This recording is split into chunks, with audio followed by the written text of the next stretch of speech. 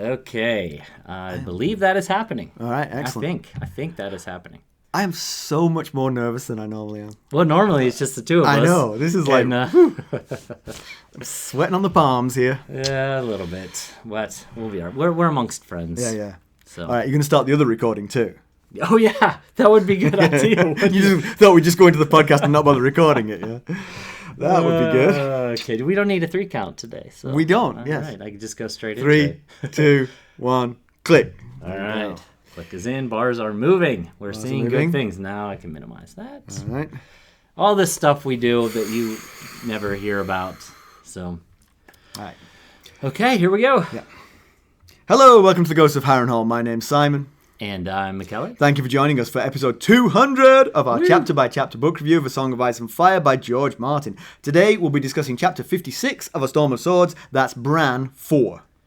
And as always, we're going to chat about the chapter and try not to spoil any future plot points for you. And hopefully, we're going to provide you some entertainment along the way. We'll summarize what happened, discuss our thoughts on it, provide some useful background, compare it to the television show, indulge in a little pedantry, and cover some relevant news and listener correspondence. Be sure to check out the show notes. That'll provide some additional information about the characters and geography of this chapter. I always wing that line. It's always a little hazy what I'm going to come up with. How are you, sir? I'm doing fine under the circumstances. In those circumstances, in case you are listening to this audio only, we are doing this live. 200th episode. We are live on our Discord community. We've got a bunch of friends listening and watching. Yeah. So I'm doing all right. How about you? Yeah, I'm fine. I am quite nervous. You know, and I've talked before about never being nervous in front of a crowd, right, yes. But there is something. I think mostly it's the technological tightrope that the whole thing is on that's making me so nervous. Talking to you guys wouldn't make me nervous, but the capacity for things to go wrong here is quite large. Yeah, that was your concern before we got started. Yes, we discovered some things just up to last night that we were like, uh-oh, this could be a problem. I've been here half an hour and at least 12 things occurred to us. I mean, but this is the first time we've been together for ages. I haven't seen you for... Yeah, I was thinking... I think the last time we recorded together like this was our 100th episode, the Arya one. Get out. Wasn't it? That we did a video of, but wasn't live. Yeah, that's crazy. That's definitely possible. So it's been 100 episodes since we've recorded together like this. Yeah. So the whole being more nervous than usual sort of reminds me of a story from when I first met Carson. Yeah. Which I may have already told on the podcast. You know me. I'm never going to remember these things. But she... I'll stop you. Yeah, she told... Or let you go. We'd been dating a couple of months and she said, hey, honey, I don't want to make you any more neurotic. That's the end of the story. There's nothing more to the story. I was like... Too late. Wait, what the heck? More neurotic? So the whole being more nervous. Uh-huh. Oh, you know, the other thing I've got to talk about is... TV recommendation, and I checked in with your family before we started. Yes, everyone but me has so. The show Jury Duty. Yes, you would love that show. I absolutely agree. Guarantee it. I've heard that I would love that show. Yeah, I mean, because it's The Office meets The Truman Show, and honestly, the guy that they cast to be the patsy in the whole thing. Uh-huh. I think what they did is because it's the makers of The Office made the show. Oh, I did not know that. Yeah, it's them. I think they went out and they said, find me the person on earth most like Jim from The Office. Oh, because the guy is just like Jim from The Office. I was talking to your manager today at work. Yeah. And he said, you know who that guy reminded me of? And I was Jim like, Halpern. He said, Mackelly Ray. Oh, did he? Did he really? And I was like, yeah, it could. Yeah, I mean, you are kind of like the guy. Anyone who's seen Jury Duty, Mackelly is kind of like that guy. I've got to watch this to see whether I should be offended or not. No, God, no. I mean, he's as nice as possible and relentlessly positive. You know, I've accused you of that before. Yeah, true. Especially when it comes to recommendations on books and shows and movies. Yeah, you know me as well. I mean, this show is really sweet. And you know I don't like sweet. True. I complain about it bitterly, but I binged this like I've never binged a show before. Wow. Just because I wanted to get to the payoff. I mean, you know the basic premise of it. Yes. I wanted to get to the payoff so badly. And then the payoff, I just wish they'd made that longer and longer because I could have just watched it for hours. It was so funny. Well, I remember when the whole rest of my family watched it while I was with my mom in Pennsylvania, and they just kept telling me, you got to watch this when you get back. So You'll definitely enjoy it, for sure. I will try to remember. Partly because you're in it. I'm not getting any paychecks from it, that's for sure. So speaking of work, how was the half year party? I didn't go. I didn't attend, but you did. You attended the half year celebration. So there was a celebration at work today of sort of like the first half of the year, and it was really nice. They had like beer and live music. Some of our friends were doing the live music. Oh, Ellie. Oh, okay. Yeah. And good food. It was really nice. And then they had cake, and they had like cut pieces of cake, and then they had this great big sheet cake that said "Congratulations on the first half of the year," sort of thing. Yeah. And I stayed right till the end of this thing. So at about 5 minutes from the end, me and a friend of ours went up to this sheet cake, which was still pristine. And we got plates and forks, and we took the corners. A little risky. Okay. And we sat down, and as we sat down, the staff arrived with like a big knife. And senior management. They were like, wait a second, something's wrong. I was there like, hum, hum, hum. Did anyone see you guys? Oh yeah, there were witnesses to it. There were two ladies watching me, and I said, if anybody comes, I was not here, you know. Oh, it was cracking me I up. wish I would have gone now, just for that alone. Although you would have probably talked me into getting a slice too. I would have sat at the table and got you to get me a slice because really, I need you in the firing line. No. The other funny story was I saw a lady that I used to work with, and this will come as a shock to everyone. I couldn't remember her name. What? Yeah, I know. And I was sitting with people who'd also worked with her. I was like, what's that lady's name? And they were all a bit... And they finally came up with it. It's Kelly. I was like, yeah, that's right, it's Kelly. And just at that moment, Kelly comes over and says, hey, Simon, how you doing? I'm like, Kelly, it's great to see you. Oh, yeah. Buddy, old pal. And the whole time I talked to her, I was avoiding eye contact with the people who just fed me that name. Just in the nick of time. Yeah, I tell you, it was. Because you would have been like, hey, you. Hey, good to see you. You. Well, look at your badge. Is that a new badge picture? No? Oh, well, okay, Kelly. It was so good to see you. All right. Have we done enough of this? Yeah. Usually I have all this stuff up on the screen. I don't even know where my cursor is. Oh, it's over there. Yeah. Let's see. Complicated. How long have we been going on for? Yeah, we're in a good spot. That's a good spot. Yes. That's enough banter. So let's get down to business. How do we leave Bran Stark? The last we saw of Bran, he, the Reeds, Hodor and Summer were sheltering from a storm in Queen's Crown in the Gift. The only thing noisier than the storm was Hodor's fear of the storm, and he was in danger of revealing their location to a band of wildlings that we know contained Jon Snow. Bran walked into Hodor to quiet him. A line was crossed. He then walked into Summer, who was out amongst the wildlings. When things went south for Jon, Summer interceded, facilitating Jon's escape. Mackelly, why don't we give the summary of this one? Okay. One take, right? One take. Yes, that surely will happen. Okay, well, so Bran and company have reached the wall. They've arrived at the huge former Night's Watch headquarters, the Nightfort. But Jojen's dream only led them there. It didn't provide instructions for getting past the 700-high-foot wall. The Nightfort is... Wait. Can we just stop there? It's not a 700 high foot Did I say wall. high-foot wall? You did say a high foot wall. You yes. know what I meant. I know what you meant. Foot high Future wall. listeners may be confused. The Nightfort is the stuff of legends, and pretty much all the legends are the kind of deeply scary and troubling tales that Old Nan would retell to Bran at bedtime. Yes, yeah. Which I'm starting to see why you're considered man-grown at 4 on Winterfell. Bran's mood is not helped by a dream that he is keeping to himself, in which Summer saw Robb and Grey Wind dead. He tries to keep that out of his mind. They explore the castle carefully, but all is abandoned and deserted, and home only to rats. Meera decides that she'll climb the wall and take a reconnaissance. They watch in Bran... This is how it always is. Yes, right? it is, Yeah. but you guys don't know that. They watch, in Bran's case wistfully, as she climbs the ice steps cut into the face of the wall. Clearly, nobody but her can go this way. Bran checked the veracity of Nan's Nightfort stories with Uncle Benjen once, but he only said that the Night's Watch abandoned the castle 200 years ago. Not exactly a categorical refutation.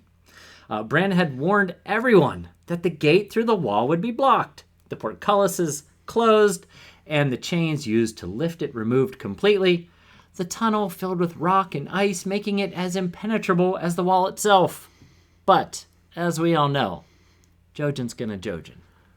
There was a question on the thing. Have a look at the chat. Oh, how do you know this? Because I was paying attention. It popped up. Where is it? There it is. Rob said it's gone for me.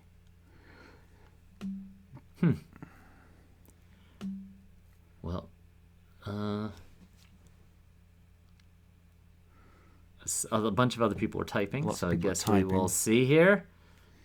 I mean, the visual is just... Okay, as long as... All right. Okay, I'm good with that. As long as...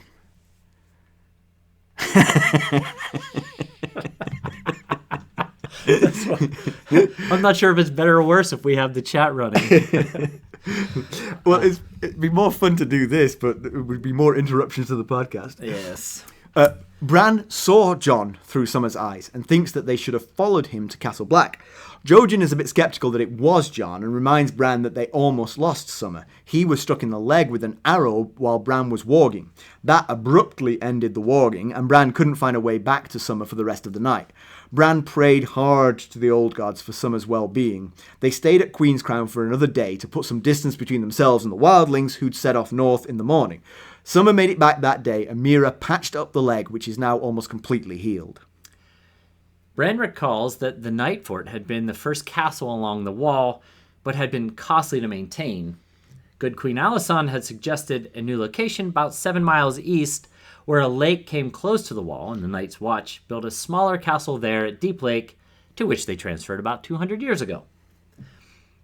Meera returns from her death-defying climb to the top of the wall, but all she knows is that there's a really nice view from the top and absolutely no hope of them clearing the wall. They spend the night in the kitchen. The domed building is pierced by a weirwood tree that has grown up through it. Hodor drops a piece of slate into the well in the centre of the room. It takes a long time to make a splash. Bran is seriously disquieted. They make a fire and settle in for the night. Bran awakens to noises from the well. Something is climbing out of it. He wakes Meera, who arms herself, and Bran wargs into Hodor and rises up to his full height, relishing the standing and walking. Meera nets the huge black creature as it surfaces from the well and prods it to the ground with her trident. The creature speaks. "No, please don't. I'm Sam." He's followed into the room by Gilly and the baby, whose wailing had been the sound effect to chill the hearts of those in the kitchen. Jojen builds up the fire, and the nightmare recedes as the truth is revealed. Sam is hurt about being poked, but he's not exactly injured. He says that he's a crow, which makes Bran question whether he's the three-eyed crow. Sam's confused, but he doesn't think that he is. Introductions are made, and a slightly confused conversation reveals that Sam and Gilly have been sent by Coldhands to bring someone to him. Coldhands can't pass through the wall, but Sam and Gilly did through a secret gate in the well. Now things are starting to look up. The gate only opens for a sworn brother of the Night's Watch, but Sam can take them to it. They question him about Coldhands, who Bran thinks sounds like a green man, but Sam explains that Coldhand wears blacks, but is very pale like a white, with cold hands. Jojen proclaims that Bran is the one that Sam was sent to bring through the wall. Sam, realizing that Bran is crippled, explains that he isn't strong enough to carry Bran, but Bran points to Hodor. Mm-hmm. Things begin to click for Sam, who realizes who Bran is and talks about Jon and how he was Sam's best friend, but was lost in the Frostfangs. Bran informs Sam that he just saw Jon on the other side of the wall with a wildling band. Summer sniffs and licks Sam, and Bran is convinced that he can be trusted. Bran begs Sam not to tell anyone that Bran is alive. Sam says that he and Gilly can keep a secret. They leave Gilly in the kitchen, and Sam leads them down into the darkness of the well. After a long descent, Sam stops at a weirwood door with a face in it. The face asks them who they are. Sam recites the Night's Watch vow, and the mouth opens wide enough for them to pass through. Okay. Good stuff. let's check on the chat. So this is the bit where we normally do actually take a little bit of a pause and sort of relax because Right. Oh, that's good stuff. Okay. All right, good stuff. So, so Bran dreamed of the Red Wedding, but not through his own dreams, but through Summer's dream. Yeah.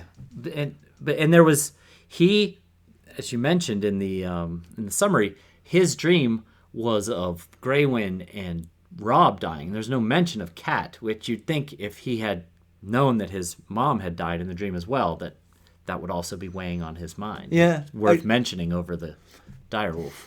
Yeah, so it's like the direwolves have a stronger filial connection than the humans do. Okay. But the local direwolf and its chosen child have a strong enough connection that he could see, through Summer's eyes, could see Grey-Wynn, and Grey-Wynn could see Robb. Right. And yes. so putting all that together, but no, like you said, no mention of Cat because she's not part of the posse. Yes. Posse is the wrong word there. The pack. I think is the word I'm looking for. Yes. Yeah. There's no connection that leads to her, I guess, Right, unless Robb. Well, Robb died before Cat did, so Robb didn't even know that Cat died. That's true. So That's true. it would have ended with Robb regardless. Yeah, but of course that also means that Grey-Wynn didn't witness Robb dying, but he has the bond. So Yes. he would have known. Yeah. Yes, because they were hearing him howl after Robb had died. Right. Absolutely. Yeah. So Yeah. I'll just mention that to me this is told in backstory for this chapter, but the horror of Summer getting hit by the arrow in that fight must have been really bad for Bran because if I were to witness I love my pets, but his bond to Summer is way stronger than my bond to my pets. It's, on a different level. Yeah. And to witness a pet getting injured would be horrifying. To be inside the pet's mind when that thing happened would be yet more horrifying. And for it to be a pet that you're this strongly bonded to. Skin you can slip in and out of. Right. Yeah, it gives me the heebie-jeebies just to think about that. I gotta say. That would have been incredibly tough. It's hard enough to imagine your own pet getting struck by an arrow. Exactly. Especially when you were in the pet at the time and you can't get back in because of the pain.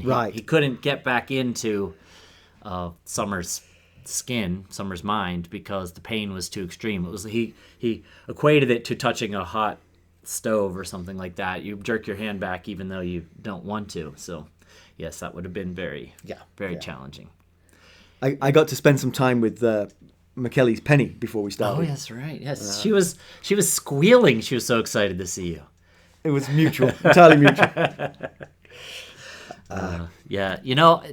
In like the past 3 weeks, 2 of my good friends have lost their dogs, and I don't mean like lost them in the way like putting up posters around the neighborhood, but the dogs lost their life, and both were so in such tragic manner. One got up onto the kitchen island somehow where there was children's medication, and because it was children's and chewable, it ate the whole package, and they couldn't pump her stomach because it was chewable, so it was immediately dissolving instead of pill form. That's awful. Yeah, that was that was rough. And then another friend of ours, 6-year-old dog just riddled with cancer. So anyway, didn't mean to bring this down. This is the kind of stuff we would edit out. Right. I mean, to be clear. It's just on my mind because we were talking about losing a pet or pet getting injured. Anyway. So Bran thinks he's the Prince of the North, but of course, in reality, he's king. We say that, but then Robb did make the succession plan. Yes. And he made the succession plan assuming that Bran was dead. This is where it gets murky now. Very murky, yes. I mean, if he made the succession plan to say, well, Bran's king, but let's just legitimize Jon just in case. Jon is back. Then Bran is still king, but he thought Bran was dead. So he bequeathed it, probably, it seems, to Jon. So we could have a succession battle similar to what we're going to have in the Iron Islands, perhaps. Possibly. Although Bran and Jon are nicer people than your typical Greyjoys. Yes. In some ways, it's kind of like the beginnings of the Dance of the Dragons, season 1 of House of the Dragon. Except for that, Rhaenyra was the one that King Jaehaerys wanted to be queen, wanted to succeed him. But when he died, Aegon assumed the throne. And difference is that Jon is natural born, whereas Right. But Aegon was... if his king legitimized him, he isn't anymore. True.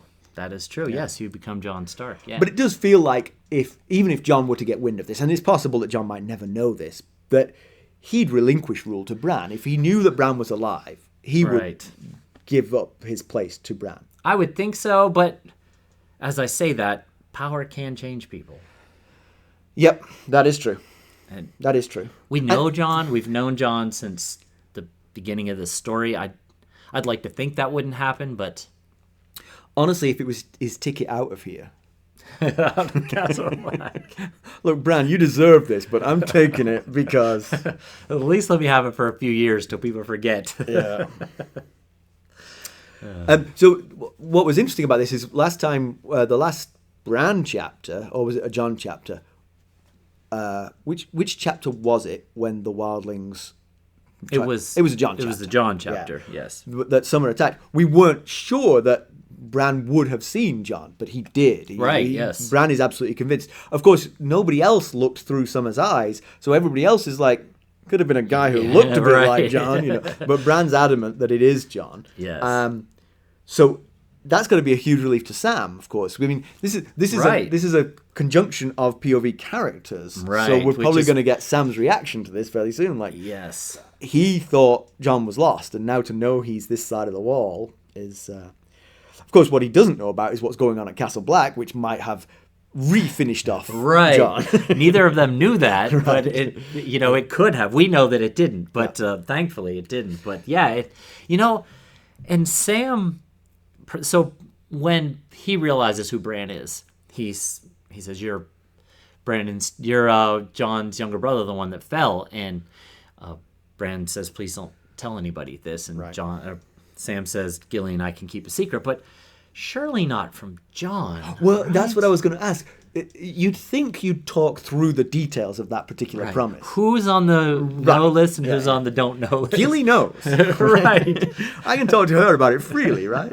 But yeah, I mean, it feels to me like you should definitely have made it clear whether or not you included or excluded Jon from that list. Because I would say, go reassure my brother. Yes. And you would think... But tell him to keep it a secret. Right. And you would think, yes, tell him to keep it a secret. And if you tell him to keep it a secret, you would think that he would honor that. Absolutely. The reason for them not wanting to get this out is so that people stop looking for the last remaining Stark because they think he's dead. Jon's not going to spill those beans if he knows that's the consequence, So, unless, maybe a Bolton comes to Castle Black and says, "Well, that's it. We've searched the whole of the north. He must be dead." Well, let me tell you something. You didn't search far enough north, did ya? But, if he did know, I just wonder... Okay, so Sam goes to Castle Black, tells Jon. Jon knows this information that Sam just saw Bran. Bran is alive, and indeed alive. And then this word gets out that Jon is Robb's heir. Right.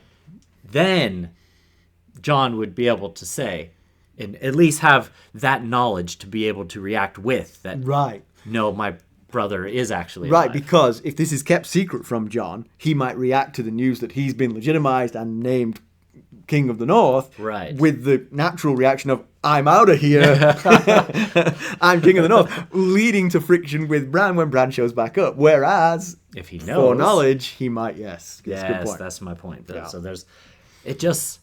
I don't know, we'll see how it plays out, but it just seems like it wouldn't be something he would keep from Jon. I can't think of a good reason why because Jon is very upset that his brothers have died. Yes. And now he knows the older one, Robb, has died as well. So it would be very nice for him to learn, oh, guess what? And Bran might have also said, oh, by the way, tell him Rickon's not dead either. That's true. Yes. That didn't come up either, did it? Jon would have gone, who? What are the chances of that happening? So Bran, I think we talked about this in the Jon chapter, perhaps, that Bran did want to follow Jon once he'd seen him. That he wasn't just sort of like, oh, that was Jon. Yeah, right. He did actually want to have, try and track him down. But he figured he would. It did make sense that it was going to be difficult because Jon fled north. The wildlings stayed put. There's no way past them from the tower.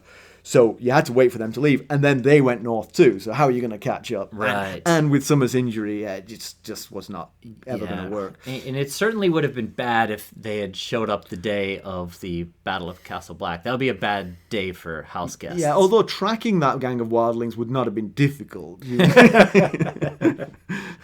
True. Although, pillage, burning. I wonder if they would have had scouts in both directions, if they might have seen, they probably wouldn't have bothered. Yeah. Who'd be scared, yeah. Well, one thing I thought that was pretty fascinating, and honestly, if we already knew this, I'd forgotten, so maybe you're rubbing off on me, but the idea that the Night's King was a Stark. Yeah. If we knew that, it was completely gone from me. It was very exciting to discover that. We did do a background on it, but I can't remember whether we learned that info or not. That's the kind of thing where you would say, there is more. Oh. But it's a spoiler. Or maybe I did do that. Let's hope I did that. We'll say I did. But yeah, and then, to just even add to that, he was the brother of the king, the Stark in Winterfell, who rode to end his terrible reign. So, and it's just, so often we hear about the Stark in Winterfell having to ride north to rescue the realm, and here there was a Stark that was actually almost certainly the worst Lord Commander of all time at the Night's Watch. So, yep, absolutely. And then, can I just add that Old Nan? I mean, come on, use some just some general common sense. I don't know what the right word is here, but I mean, there is a line. So these stories that Bran is thinking about are just terrible. Yeah. And there's a line where that he's repeating this story that Old Nan told about Mad Axe, where it goes, drops of blood fell from his axe, his elbow, and the end of his wet red beard. And I was like, oh, Nan, come on.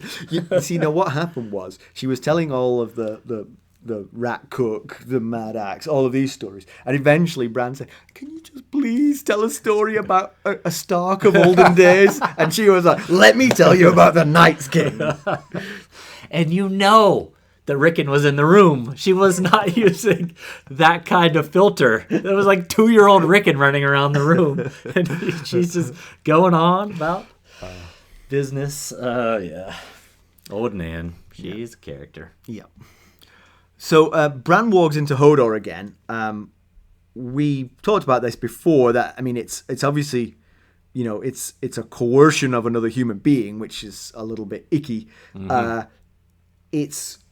Is Hodor special because of his mental capacity that he can be coerced this way, or is it that they have a special bond because they he's know always each been other? in Winterfell? Right. We're not sure why it can happen. It'll be interesting to see if Bran tries this on anybody else. In particular, people who've got it infamous. Yeah. He's tried it on his friends. Could he try it on his enemies? Now, we saw even in this chapter that it wasn't easy, even with Hodor. Right. Hodor was fighting to keep him out. He said it was like putting on a right boot on your left foot. It just didn't fit right. And so, I would imagine it would be even harder with someone that he didn't have this tight a bond with or was mentally stronger. It would be harder for him to infiltrate his mind. That presupposes that you are consciously aware of it, of course. Well, Hodor is obviously aware of it, but are you consciously aware of it in the sense that you could defend yourself against it? True. Yeah. I was wondering if Bran is in Hodor, if Hodor could speak words beyond something Hodor. like, look at me! Right. Yeah. Whoa! Yeah. Or if whatever Bran is thinking and trying to speak comes out as Hodor. Interesting. Hodor. Yeah. So. It'd be interesting if Bran could understand what Hodor was thinking and say, when he says Hodor, when he uses this inflection, he means I'm really hungry. Yeah, that would be. Yeah. That would be interesting, yeah. So we get this. We got very quickly, very briefly introduced to Coldhands at the end of the last Sam chapter. Yes. And so now we discover that Coldhands seems to have been sent to find Bran and company. And it seems like someone, presumably, possibly the Three-Eyed Crow, is orchestrating things. And Coldhands is reporting to this said being here. I want to know what that comment was. Oh, okay. Let's see. Let's take a look. Shall we? Oh, yeah. Okay. Rob's comment was... Yeah. That's probably what the White Walkers do. Oh, yeah, because it's the Simon Silvertongue's comment. Yeah, if we could control whites. Right. That's what the White Walkers are doing. They're walking corpses. And, Sam, yeah.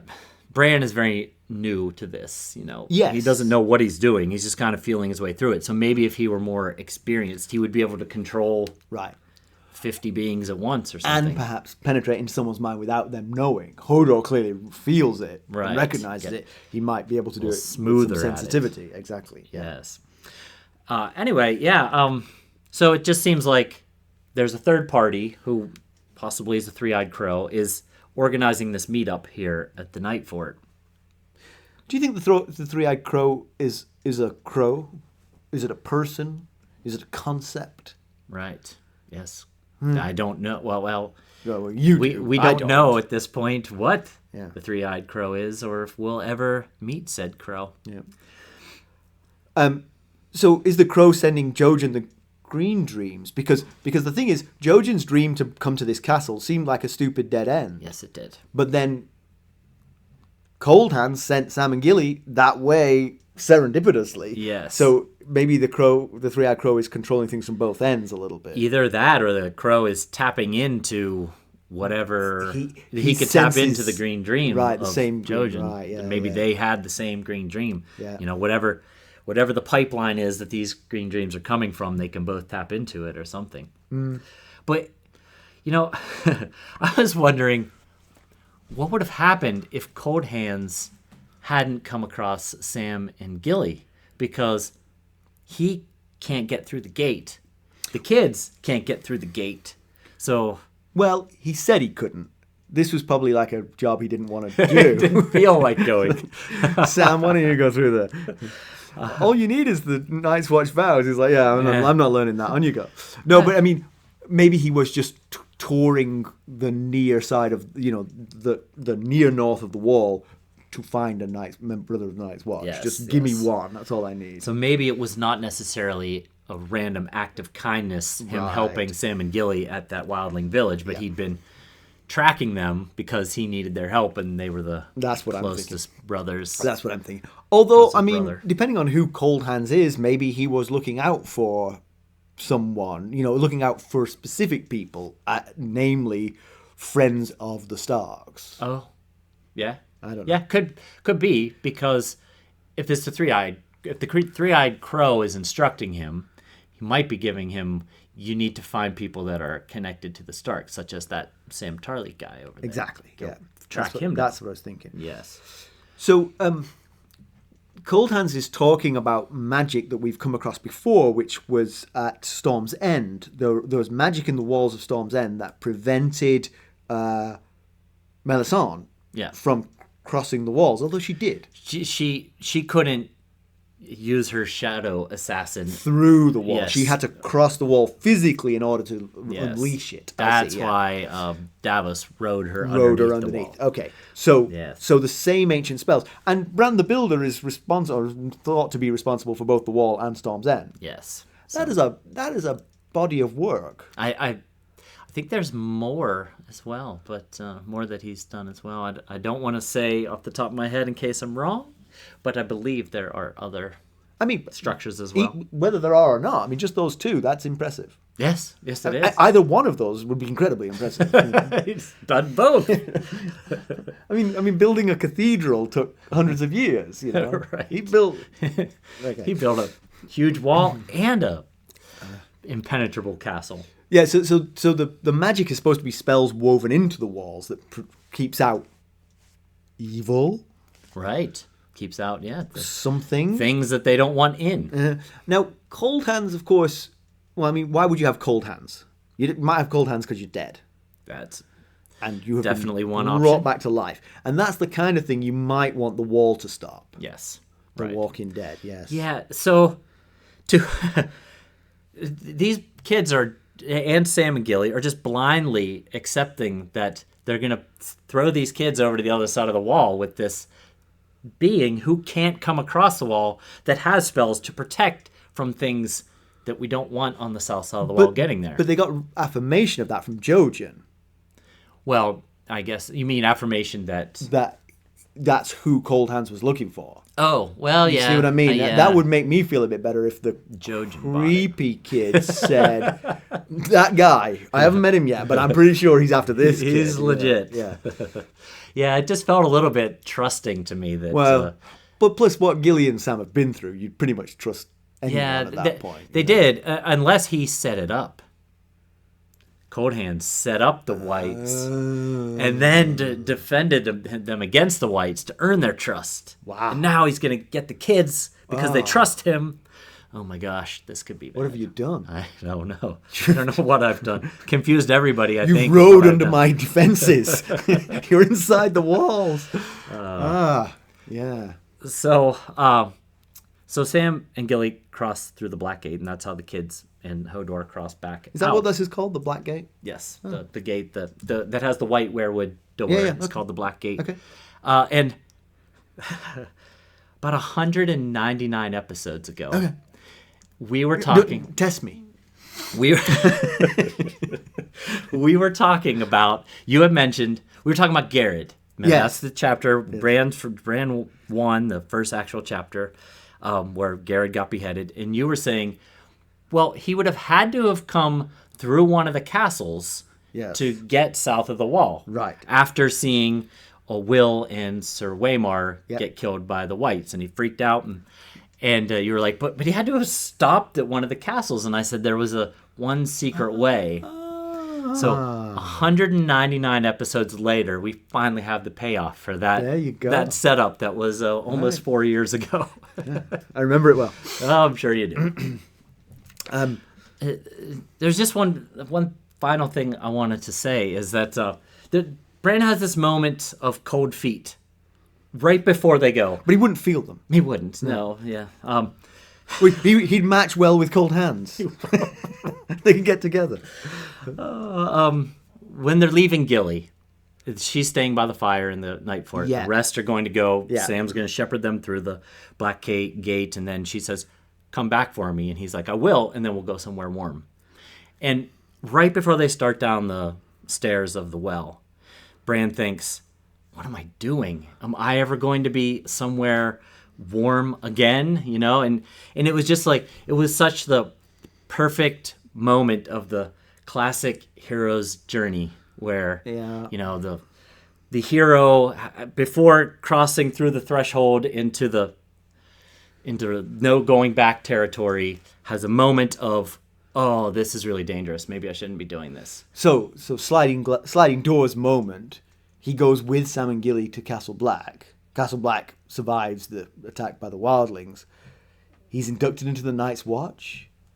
He becomes the new maester of the Night's Watch. Maybe he gets sent to the Citadel. Yeah. Maybe he becomes king of the North because he's alive. And versus going through the wall to meet with the guy with cold hands, Well, which is pretty much a death sentence. I mean, is that what you're saying? Once they cross up through that wall, this is a whole new world. Up to this point, it's everything they've known. It's everything south of the wall. It's the North. It's where they're from. It's what they know. When they cross through that threshold of that gate and get to the northern side, it's the next phase of the hero's journey is the belly of the whale. They're in the belly of the whale, you know? So anyway, I just thought that moment, it was just a quick thing. It was like one sentence. He thought, what am I doing? Should I be doing this? So try and walk a mile in my shoes here for a second and imagine you have no idea where Bran's story is going. Okay. How would you write this from here? So he's going north. Let's assume that Coldhands is a good guy, taking him to the Three-Eyed Crow. What do you do with this story? Where do you take it? Because I don't want Bran to be lost to the north of the wall. Right. The story takes place south of the wall. Yes. Right. Yeah. Well, I mean, he's going. He's his plan going north of the wall is he wants to learn how to control his powers in hopes of possibly regenerating the use of his legs. I see. I see. That's kind of what he's hoping for, Right. anyway. Yeah, okay. But- that could work. So like a little Harry Potter interlude while he learns the wizarding ways. And then he comes back. Regains his, hopefully, regains his legs, use of his legs. That's what he's hoping to do. By the way, I'm reading a book called Babel, by Okay. a lady called R.F. Kuang, Kuang. All right. Good. Okay. If you like your Harry Potter type things, it's Okay. really. I'm only halfway through it. I'm not sure if it's going to hold up, but Well, I usually do take your book recommendations. I usually don't take yours. I know that. That is for sure. Should we check the chat, see if there's anything? See if there's, just in case. Let's see.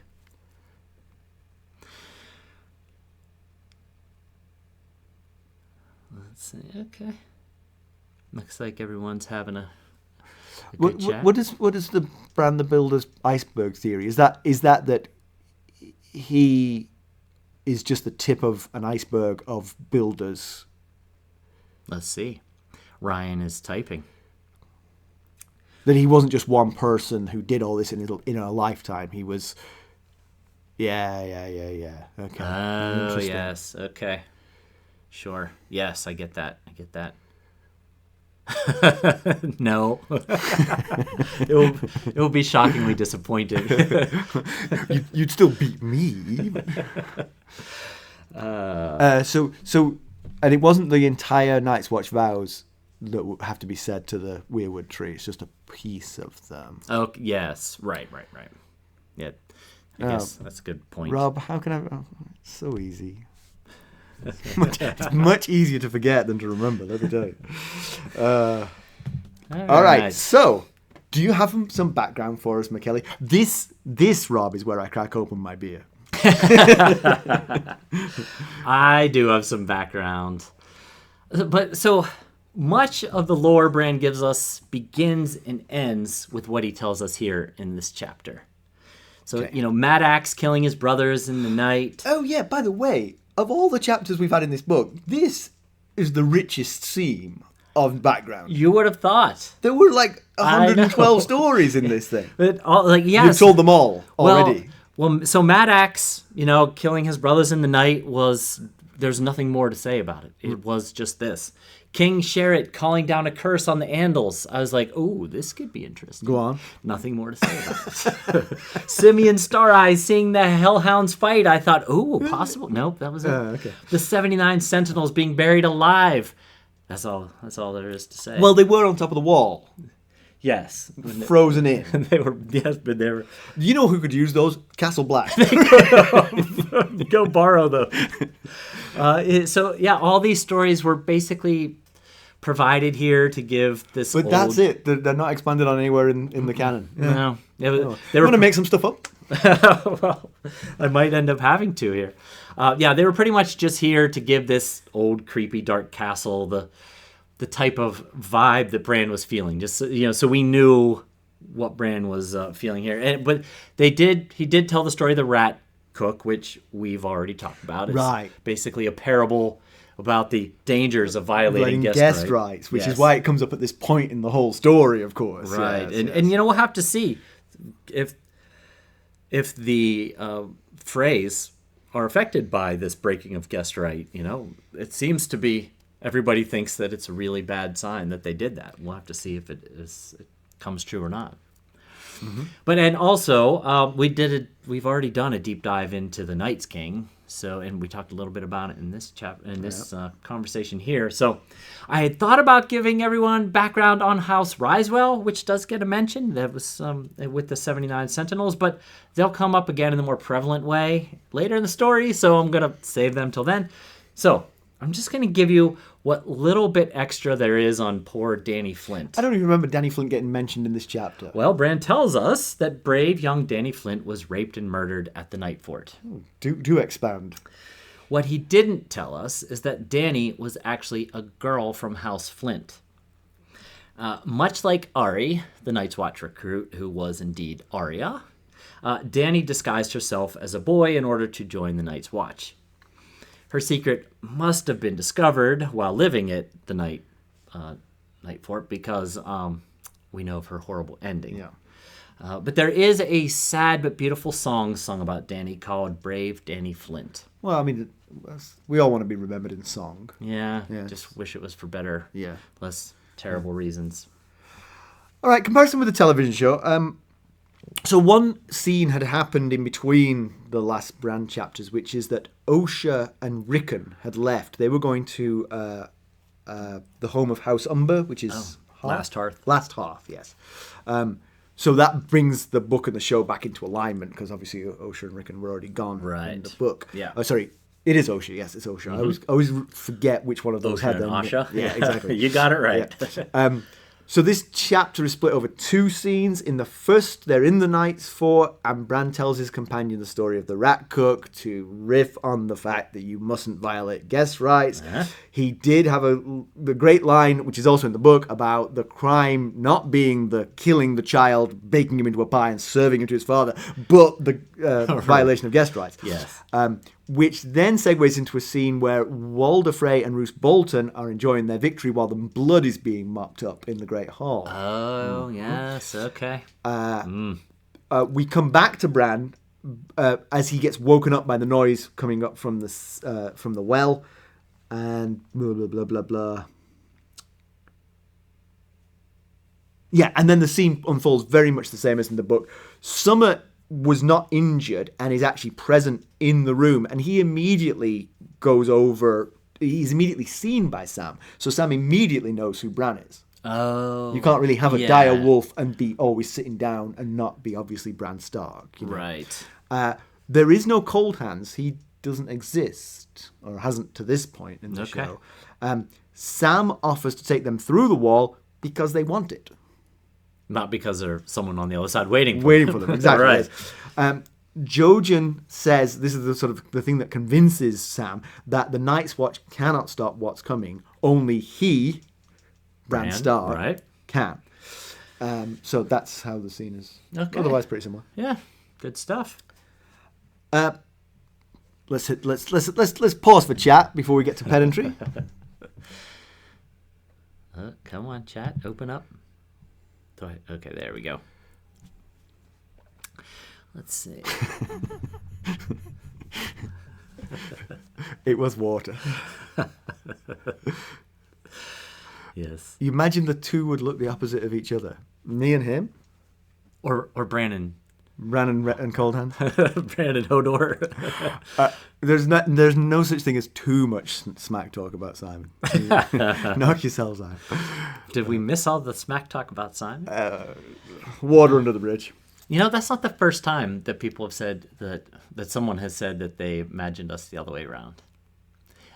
I thought in our first episode we a little bit described each other.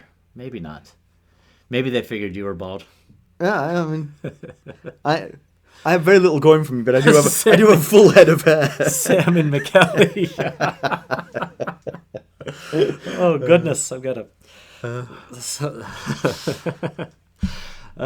Good stuff. Okay, so next segment here. All right, pedantry corner. So the chapter starts with, I mean, this is pedantic, and I'm almost willing to drop it, but the chapter starts with Meera saying it's just another empty castle when she discovers the Night's Fort. But my immediate reaction was, you've just reached the wall. Right. How are you like, it's just a castle? Just a castle. It's the bloody wall. But then it occurs to me they may have hit the wall sometime earlier and gone along the wall and found the castle, maybe multiple empty castles. So, yeah. Yeah, or they could have obviously they'd see the wall for a few miles first. Yes, before they're like, oh, just another empty castle, yeah. All right. Yeah. Just saying. Right. If that was the first thing she saw, she saw both at the same time, it would be a weird thing if she to was do. brought sort of like newborn and opened her eyes and said, that's an empty castle, that would be weird. Well, speaking of Meera and the wall, so Meera climbs the 700-foot I don't know where wall. he's going with this one. 700-foot wall on ice steps. That 700 feet is not exactly a few stories. The tallest building in our city is 538 feet, which is 32 stories. That's pretty tall. So she's climbing beyond that, another, 160 feet or so? I would balk at climbing the stairs of that building. Right. And she's, With a handrail. And she's... well, that's... And crampons. That's part of the thing is like... Bran is describing it to us, and he's basically talking about the nubs that she is climbing on, and he says that the very top ones, the icy knobs, all that remained of the top steps, and I just being out in the elements with these. He also just, I think, as Benjen tells him that the steps have gotten rounded, and melting and and just any wind that high up when you're just standing on She's just not trained. She's not a trained ice wall climber. But she's light on her feet. She is, but there's no handrail. It just felt like, I'm not saying she couldn't do it. I believe in Meera, but I do take your point. It's a heck of a thing she managed. And I just...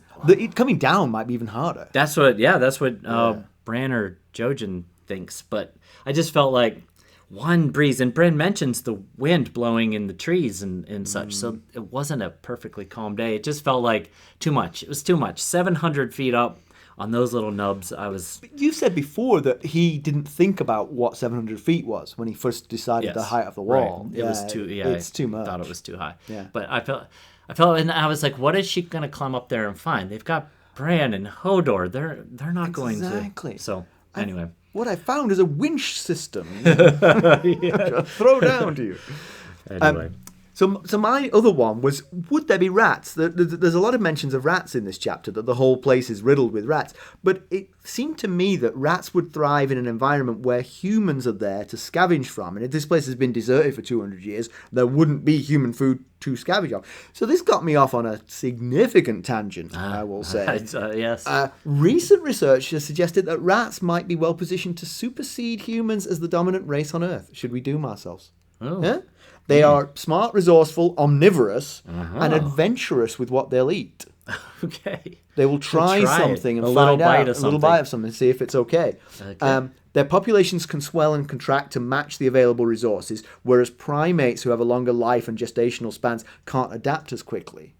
Oh, yes. Yeah, I could see. They tolerate wide temperature ranges. They live in frozen places. They live in hot places. Yes, yeah. But all of that is at a macro scale. I think on the micro Nightfortian scale, they would need food to scavenge. They are scavengers, and without the people, it feels like they wouldn't do so well there. But just I'm not saying it's pedantry. I just thought it made me wonder. It's the rat cook.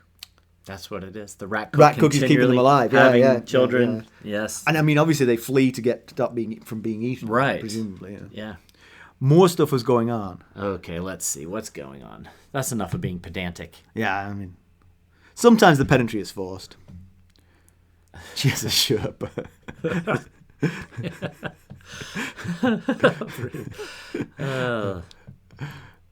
The L is silent in bulk. Is that me saying bulk? Bulk. Do I bulk at that? Maybe in the UK English it is bulk. I like this, the discussion about what a Sherpa is. That's funny. I don't have a beef with rats. I was just curious. Honestly, I was just curious about them. I have a Sherpa joke, actually. When I was on vacation last year, I met a couple from England, and I asked the guy what he did, and he told me. And I asked the lady, and she said, and she was from the north of England, so she said this in a very north of England way. She said, I'm just a shirker. And I said, oh, you help people get up the mountain. What did she say? That she was a shirker. She shirked work. She didn't do Oh, I see. I still didn't get it when you said a shirker. A Sherpa. I was so pleased with that joke. There were two couples, and the guy from the other couple. Yeah. English dad joke. You're welcome. The guy from the other couple really laughed at that joke. He thought that was funny. You help people up mountains. Oh boy, good stuff. All right, let's close that down. Yeah. Yes, there you go. All right. News and notes. We don't have much today, do we? No, I mean, I feel like there's something newsworthy going on right about now. Yeah, But yeah. Aside from that, I will mention that the 2024 A Song of Ice and Fire calendar goes on sale on July 25th. We do not get any kickbacks. Nope, Help do yourselves. not at all. This year's artwork is done by the artist Justin Sweet. I've seen like 3 pictures. Well, paintings, images. I don't know. Picture. I don't think pictures is the right word. They look very good. So yeah, go get yourself a Song of Ice and Fire calendar. +1 to Rob's comment there. What did he He say? said, "Finish the book, George." Well, luckily he wasn't drawing the artwork. We'll say. Well, yeah. So while we've got you, we just want to take a moment to thank you all. When we started this, we just thought it would be fun to meet up and blather on, and it is. It is. It is. It I'll give still you that. is. Yeah. But getting to know all y'all and share the ideas and thoughts with you has made it a real. It's made it a rich part of our lives, and we love it, and we love you guys, and we're profoundly thankful for all you've done for us. What he said. Absolutely. Thank you all. It's been something we couldn't really have even imagined. I mean, no idea that we would end up where we are. So, Well, but you mean, come on. We hoped. you always talked about the hockey stick. We feel like we're lovable, right? From the very beginning, you talked about the hockey stick. A very curvy hockey stick. Yeah, a little bit. All right, let's conclude. Jojen streams. I mean, he's doing well with his dreams. He and the Ghost of Highheart are really... They are vying for who's got the more accurate dreams. Right. I think they're probably ahead of Danny. Danny's are a bit vague and a bit loosey-goosey, and some of them are like probably happened in the past. So right, yes, her visions. So, yeah, they seem to be pretty spot on. Yeah. Even when it looks like he's gone, he's hit a dead end, a literal dead end. Right. Something comes along to open the gate for him. Yeah, exactly. This one certainly looked like it wasn't going to work out when they were like, we have no way of getting across this wall. Yeah. But yet it did. And speaking of getting across the wall, Sam and Gilly went the other way across the wall. So, I mean, unless something befalls them before reaching Castle Black, we're going to end up with the situation that we had discussed in the Jon chapter with Ygritte dying. Is what would have happened if Ygritte hadn't died is there's no obvious future for the two of them. Well, but is there a romantic connection? I mean, obviously, there is from Sam's perspective. Yes, and Gilly keeps saying she will marry Sam, but I think she doesn't. She's saying that because of the way she was raised, where you were forced into marrying someone. Yeah. So she's high on the postpartum drugs as well. Well, maybe. But yeah, I mean, what's he gonna do with Gilly when they get to Castle Black? I guess we'll. Yeah, I mean, out. presumably there must be staff at Castle Black who are not Night's Watch brothers, Mostly the stewards, right? The stewards do most the of it. laundry and all that kind of stuff, and the Doesn't seem that efficient, though. I mean, those guys could be fighting. well, Get the ladies of Molestown to... there are the Sams and Clytuses Good point. of the world True that. are not going to True help that. much. Although Sam did kill another. He did. He You did. know? Not sure I'd want him as my right-hand man in every battle, but he did well in that one. And to be clear that wasn't me being sort of like, that's the woman's place. I was imagining the Night's Watch using the women of Molestown in that way. Not saying that's what the women should be Right, doing. yes, in Westeros, a different era, different place. So Coldhands is waiting for Bran on the other side of the wall, or waiting for someone, and Jojen's decided it's Bran on the other side of the wall. Right. So is this his route to the Three-Eyed Crow? Yeah. Yeah, I Seems mean, reasonable. I guess that's what seems like what's supposed to happen here is this Coldhands is supposed to escort him. It certainly makes sense that's what's supposed to happen. I guess we'll find out. And I guess we'll find out.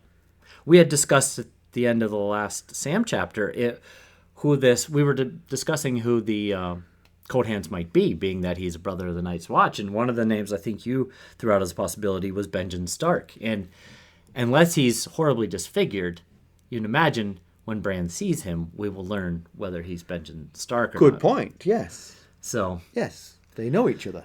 They have met a few Right, times. yeah. Right, yes. No, it doesn't look anything like my uncle. He had two warm hands.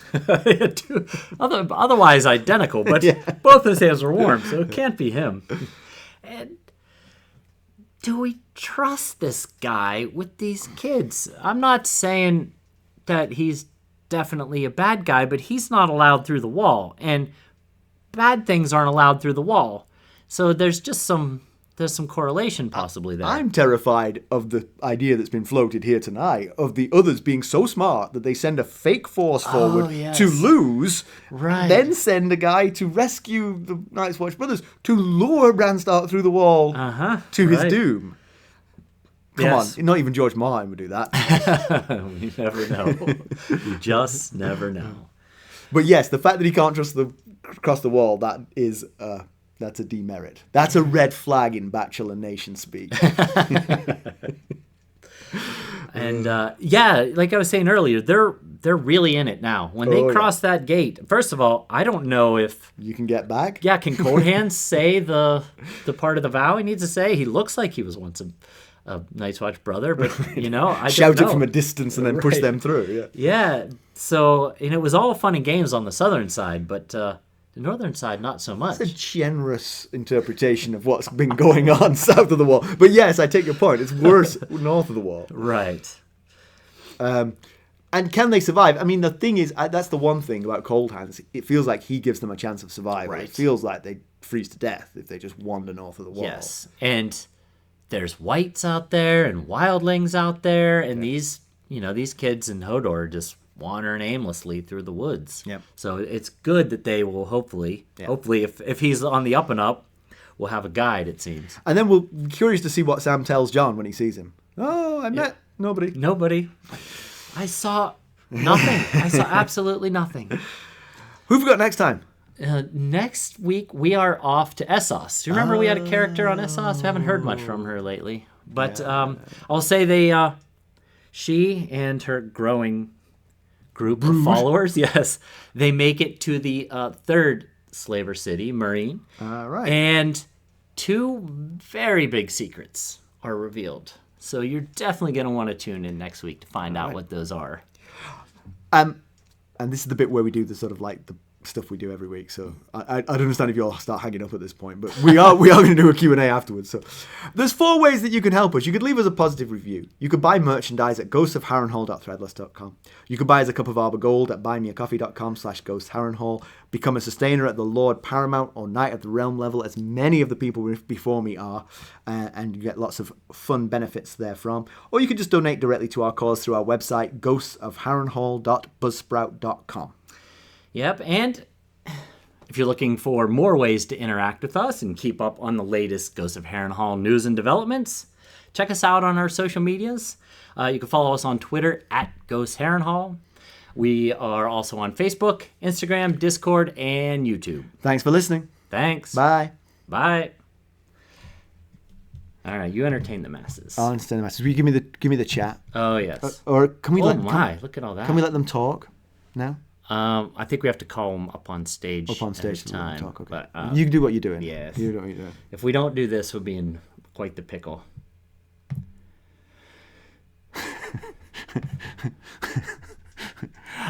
The one whose name appears to be I and is just a sword is the one that I'm most suspicious is my brother. Because oh, thank you, Ryan. So the dead can't pass without an escort by a living black brother, so he can't just open the door for them. Okay. What is this? This is... And to Simon, I mean, it'll be a lot more polished by the time we drop it, so... Bran 4, that's what it is. What? Why did someone say that was a mess? No, he just said it was weird listening to the episode early compared to the usual drop. Oh, yes. And Bran the man said, I was intuitively expecting the end credits song and took a moment to reorient myself. Oh, goodness. Okay, I have finished over here. That's a lot of us in one day, Simon. Okay. And I'm not sure if it was Rob or Stevos who said I should have the beer. So if it was you, Stevos, I'm sorry. This is just water. Yeah, that is just water. If you know me, you know it's just water. I'm way too lame for that. I wish we could have the whole screen up here and the chat. I'm not sure why we can't. Are we still recording this? Yes. Yeah, we're still recording this. Okay. I guess, should I stop now? Yeah. Should I keep it going or should I stop? No, keep it going if you want. Yeah, sure. Why not? Why not? So, do you want to share the video now? Oh, well, thank you. Thank you, H. All I can see is H. I know. Oh, yeah, I know. Why is this so weird? Maybe I can see the whole thing if I do this. No. Still don't know who. I'm not sure why that isn't showing up. Oh, my goodness. You all are amazing. Yeah. Oh, Heisenweit, yes. Hey. I don't know why it's showing that. Yeah, don't do that, Mackelly. Still haven't quite recovered from that. That would have been bad. Do you want? So how are we going to... Oh, I thought we were going to let them do Q&A first and then finish with the video, yeah? Okay. So, well, that's the thing. I can't see... Okay, so if you have a question... Raise your hand? You can either raise your hand on here or you can type it into the chat. If you want to speak audibly, raise your hand and we'll call you up onto stage. Can we see everybody? Because I can't. I know. Because if they raise their hand over on the right, then we won't be able to see it. Well, let's close the chat for now because we'll see if anybody raises their hand. All right, raise your hand. Come on. If you don't be shy. Have anything you want to say audibly. No pressure. If not, you'll just have to keep listening to us talk about ourselves anyway. Okay. Well, that's going to be easy. I hope. What is this? Show requests. Show requests. There's still no requests. There's still no requests. No, that's fine. Okay. We're good. Actually, can you get the other one up now? The show requests moved the video. That's better than the chat. Yeah. The chat didn't move the video. Maybe it will now. Let's see. Come on. Nope. What a weird feature. Oh, I was going to say, Vanessa, of all the people, I thought you would be the one. But if it's too loud, it's too loud. Ooh, Simon's in Somalia and Kenya. How about that? Wow. All right. If my brother is here, could he raise his hand? I'd like to see if he is here. Did he remember? Did he stay up late enough? Did he stay up up this late? Did he take a nap today? I guess I'll have to close the... I think that's starting to. I wish you could see the name because he's gonna talk. Okay. Yeah, his poor family. He lives in a little corner. He's got a huge property, but he lives in a tiny little corner of it. So I'm sure he's keeping them all awake with his laughter.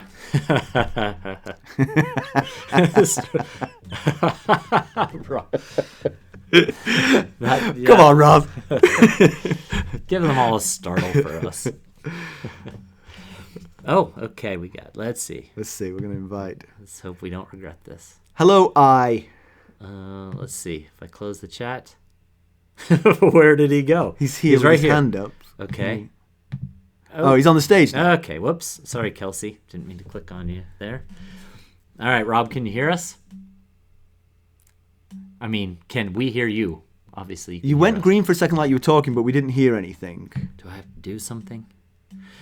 No? Oh, others are hearing him. We can't hear him. What? Have we got everybody muted or something? Oh, I wonder... Mute? Share your screen? Just unmute music? No, that's not it. Pull that one down. Let's see. Output device. Let's do speakers. Did that fix it? Rob? Can you hear me now? We can hear you. Yes, we never thought about listening to you all. Hey, Rob, how are you? Simon, have you read my username now? No, I still haven't seen it. It just says I for us. Where is it? Oh, it's up here. Why does it just say I? Oh, no. It literally just says I. That's it. Is that what you wanted it to say? No. It took me quite a while to get the image of a sword. Inheritance multiplier. It's the name I gave to my sword. How are you, Rob? was excellent. It was much smoother than I thought it would be. And as I said in the chat, listening to you sometimes when you break into different sections, it sounds like a really abrupt edit, but it's not. It's just Simon interrupting. It really short. Unfortunately, your wife was listening, and she got kicked out of the Discord at one point. So she went onto WhatsApp to ask me what was going on. My wife? Yes, your wife. Oh, I know it wasn't my wife. Yeah. I guarantee she wasn't listening. The site was blocked, so I was telling her that it was getting a bit racy. Simon has now stripped naked. Okay. Rob of Hatton, I did say this before he came on, that we do sound quite similar, yes. Yes. And so, And do they know? I said that you didn't give us any warning, and despite lots of people pleading for you to stop. Okay, fine.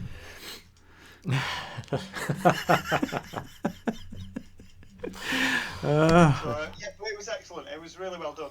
And is that how quick it normally takes you? Or does it take We were a little bit quicker than usual tonight. We didn't flub our lines as much as we normally do. We tried. We stayed on task a little bit. There was a little more practice. We were Normally we don't practice. Normally rehearsal and recording are the same thing. Yes, Today we were a bit more.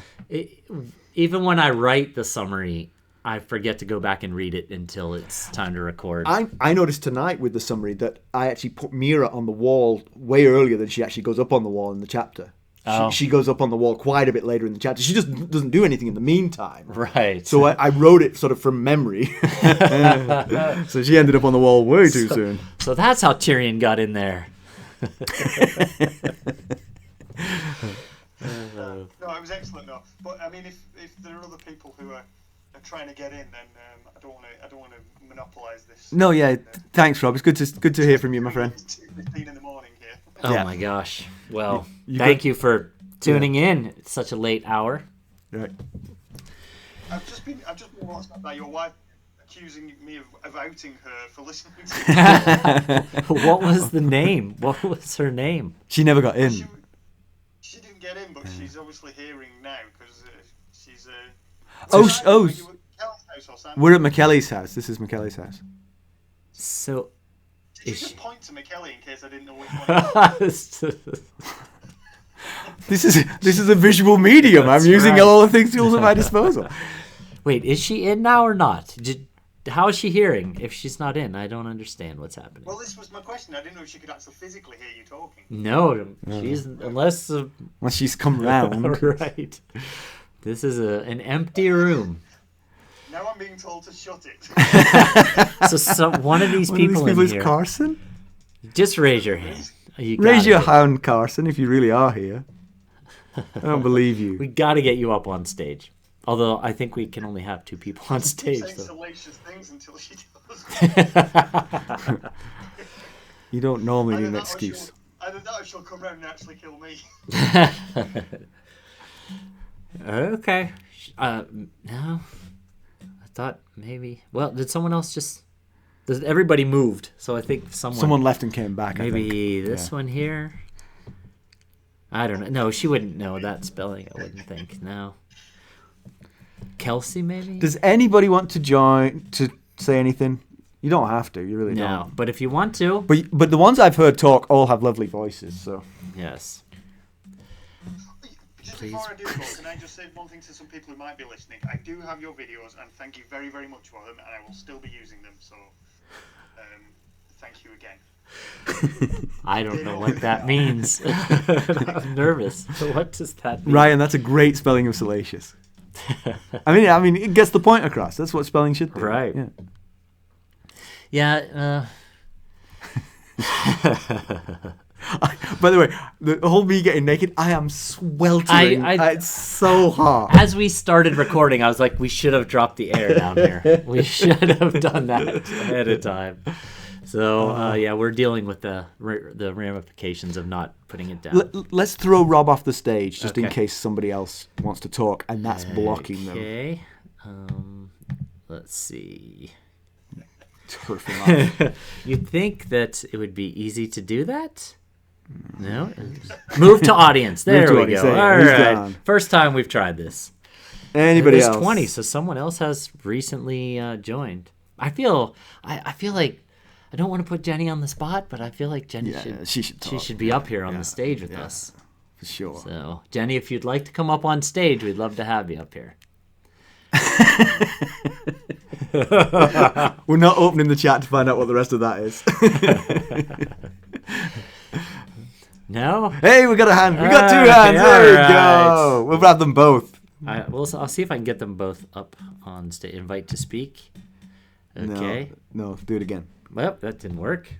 I thought I did it. Invite to... No, that's not it. You have to do something else. Yeah, maybe I just Double have click to... and... How did we get... Dragger? Nope, that's definitely not it. I did wonder about the spoiler free. I think we're okay to talk spoilers. What do you think? Yeah, I mean, if anybody on here does not want okay, why can't I invite Jenny up here? You did something last Invite time. sent. I know. I don't understand what's happening. If you don't want to hear spoilers, let us know. Otherwise, we can talk spoilers. I'm fine with that. And for some reason, Jenny is not... I sent you an invite, it says, Jenny. I'm going to dismiss you and then try it again. Okay, no requests. Now let's go back to Jenny. She still has her hand up.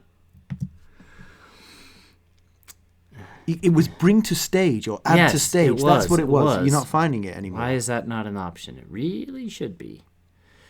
Not remove. Definitely not that.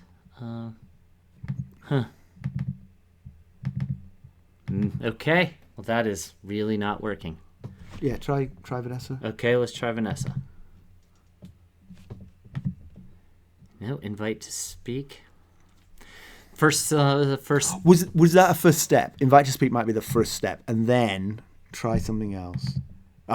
You're crazy to believe in us.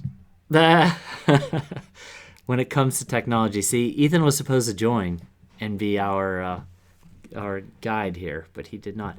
What's this? No, what's that? Invite down there. I think that's to invite new people to join. Oh, yeah, maybe. Well, we definitely managed it.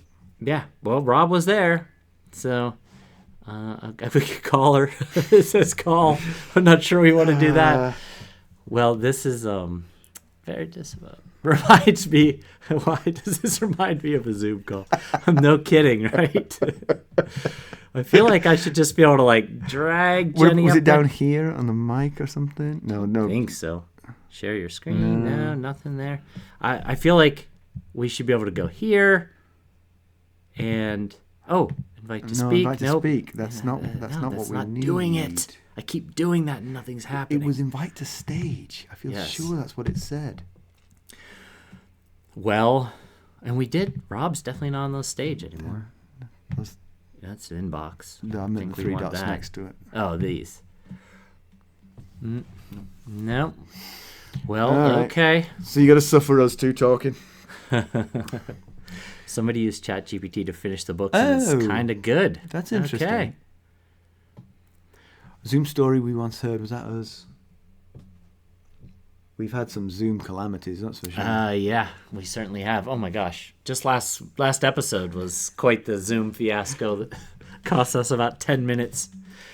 So Rob says he raised his hand. Rob, but they did raise their hand. See, Jenny's hand seems to be raised right here.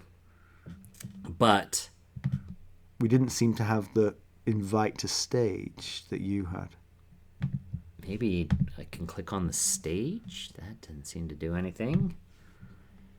No, I don't know. Well, that's disappointing. We'll have to source that out. Try Rob again, just to see if there's something different for Rob.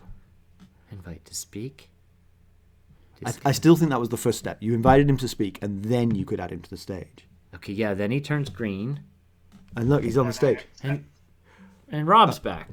Huh. Why would that be? He'd asked me to accept something, so I had to press accept. Okay. Well, I'm going to boot you back down, and we'll see if Jenny can move to audience. All right, Jenny, see if you get anything to accept. She disappeared, right? We kicked her out entirely. Invite her to speak? No, she's right there with her hand up. This is not working. No. Okay. All right, well, it was worth a try. Oh, well, okay. I guess we'll have to... All right, bring the chat back. Yes, we'll have to do it the old-fashioned way with written word. Oh, okay. Requested to speak. Yeah, I know. We've seen that. So then I go over here. English people. Oh, well. You guys are funny. I know. How did... Oh, okay. Requested to speak. Invite to speak. It's not going to work. Nothing? Okay. I don't know why. Yeah. Jenny's still sitting there with her hand up. Well, okay. We tried that. All right. Let's give it a few more minutes on the chat. We have one thing we wanted to show you before we sign off. Yes, we know it's very late for you. Those in the U.S. Let's sign off now then. So you've got a video to share? Yes. So first of all, we wanted to thank you all for what we're about to share, and now I'm about to share. So hopefully that works. That was not encouraging, was it? Okay. Select something. Screens. Okay. So share the other screen. I'm going to put it over here, and then I'll share it. Okay. Bear with us for a moment while it loads. This is going to work. Why would... Okay, come on. Don't do this to us right now. Greetings, Simon and Mackelly. Oh, yeah, that's it. But there's no... There we go. All right. You ready? I'm going to share this screen. Let's go to that screen. Go live? What's happening here? Just go live, I think. Okay. What is... Okay, well... Okay. All right. We'll see. Okay, here we go. Greetings, Simon and What Mackelly. does that say? This stream is still running. No, you said it's still running while we're showing this to save your resources. Okay. Can everybody see that? Can anybody see that? Hey, we got an I see it. That'll do. Okay. As long as Ryan can see it. All right, here we go. Here we go. Greetings, Simon and Mackelly. But no sound. My name is Sirio Farrell. Oh, here. Talk loud and we'll stick the microphone. I can't hear it. Where's the... Do I need to... What is happening here? Share the windows, not the screen. That's not a bad idea at all. Okay, so... What do the three dots do on this one? Options. Stop streaming. Show my screen. Any idea? We'll stop streaming and, Yes. and do what they said. So go back to share screen. Share. Yes, maybe this. Yeah. Media player. Yeah, that's good. Okay. And then Stream quality. it's fine, Yes, whatever. okay.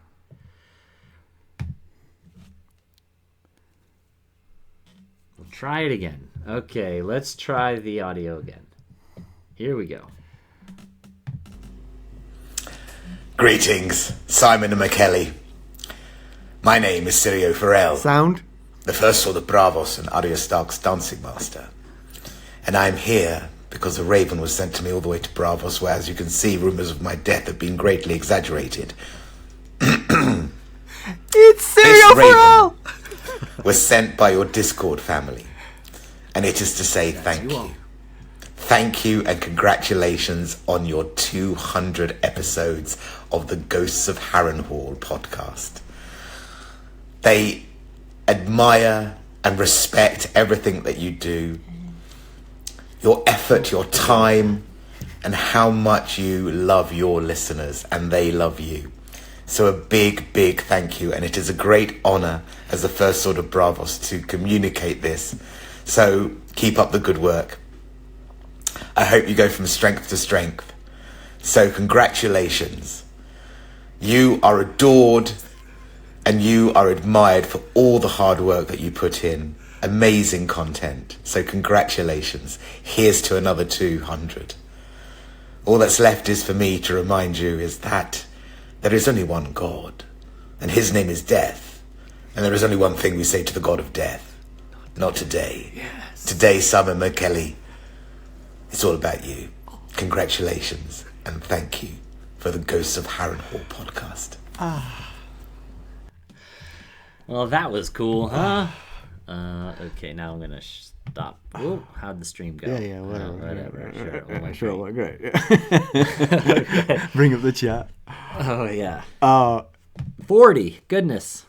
Yeah, that was fantastic. There he is.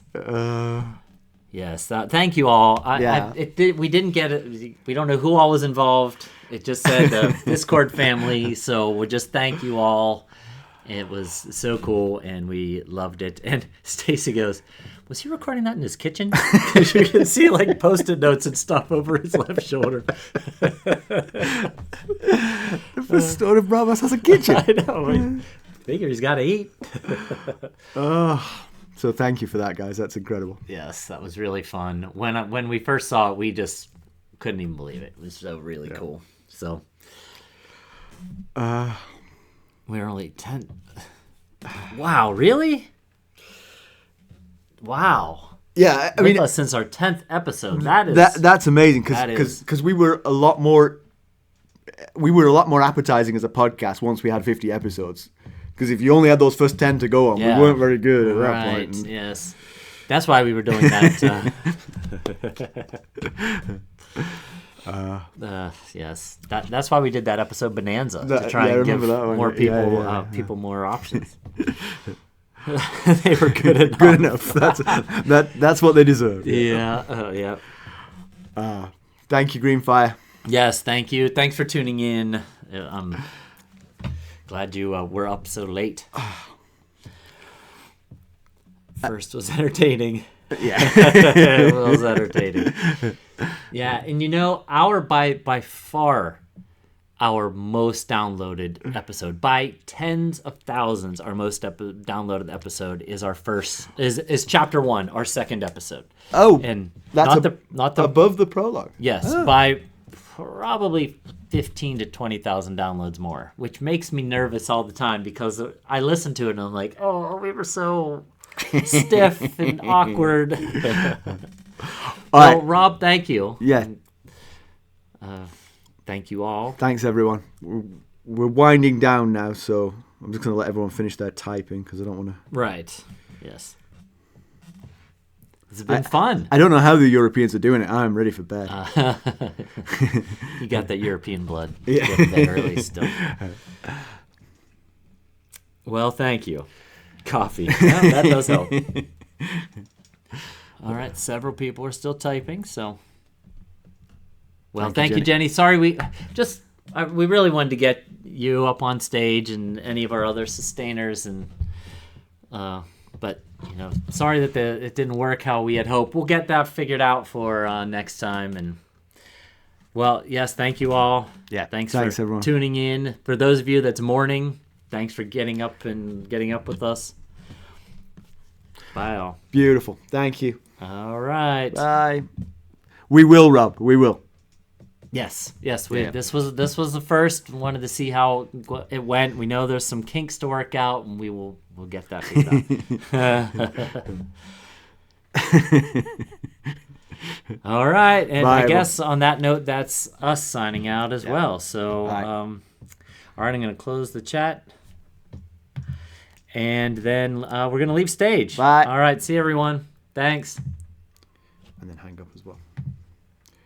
And then end OBS.